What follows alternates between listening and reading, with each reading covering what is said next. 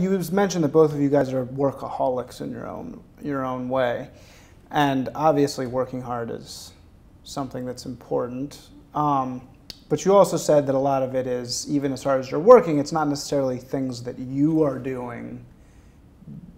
It's almost just showing up. I think a lot of it is showing up. Even people in positions like Tom Hanks and Steven Spielberg, those are probably my two best examples of, those are probably two of the most successful, powerful humans I know in the film business. They will tell you it's luck and timing. That they're showing up every day, they're enormously talented, they're tapped into something that is reaching a lot of people, you know. But they're going into the office every day and they're working all day long, every day. And stuff's falling through for them every day. You know, that project is the one that they can't figure out how to get made, you know. Steven had been developing Schindler's for, I'm going to get this wrong, but I know it was more than like 11 years. I mean, there was a long journey. There was a period where Scorsese was going to direct Schindler's and Steven was going to direct Cape Fear. And then they ended up swapping that. I mean, there was always, AI is another phenomenal example of a movie Steven just couldn't figure out how to get made.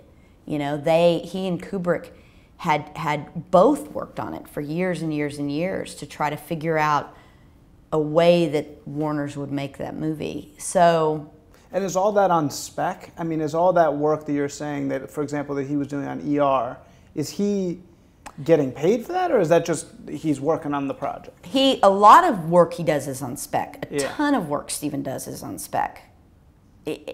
Now, on ER, I actually don't. Steven was bringing home a paycheck on ER once it was on air. I don't even recall how much, but he was paid as an executive producer on that. Okay.